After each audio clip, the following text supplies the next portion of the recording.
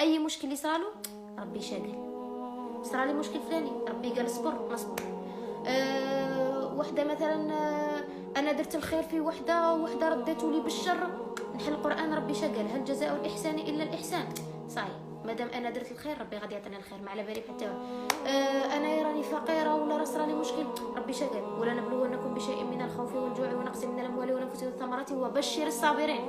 سما انني من الصابرين. صاي هذا هو القران، هذا هو القران، مرجعيه تاع الحياه. شوفوا شتو كي تشري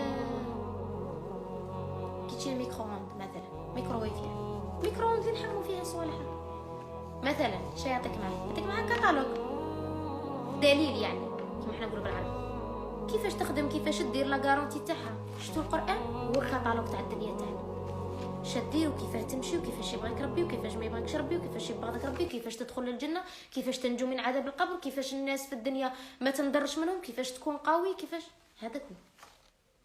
ديجا والله الا جبتها ما نقدرش نهضر على القران هو ماشي في يدي.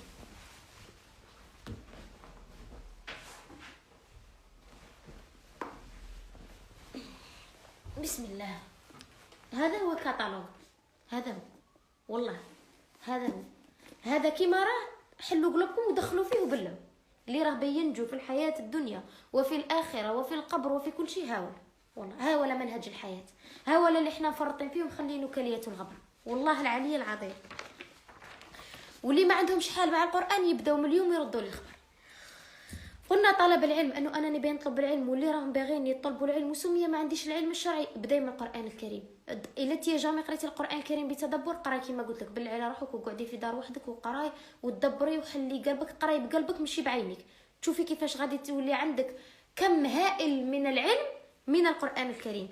ايضا مناجاة الله، القران مناجاة الله، القران فيه ادعيه وفيه بركات وفيه القران مناجاة لله. يا ربي انا راني اناجيك بالقران الكريم. ايضا بقصد اني نخرج من الظلمات الى النور، من الظلمات الى النور. القران هذا الا كان الانسان راه في ظلمات، راه في معاصي، راه في يعني قوقعه، يخرج من ديك القوقعه الى النور لانه كلام الله، لانه هذا القران يهدي للتي هي اقوم، يهديك من الظلمات الى النور. لعلاج قسوه القلب، قلبي راه قاسي، راني يا سمياني باين ندير الحجاب الشرعي ومانيش طايقه وراني مترده وراني خايفه وراني متهاونه في صلاتي وراني حاسه بلي قلبي صاي وربي راه غاضب عليا.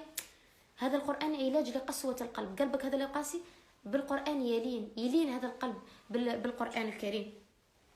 وطمأنينة وحياة، هذا القرآن والله طمأنينة كما قلت لكم. مثلا سورة يوسف ولا سورة الأنبياء مثلا اللي تروي قصص، ولا سورة الأنبياء أو سورة القصص لو أعلم، اللي فيها قصص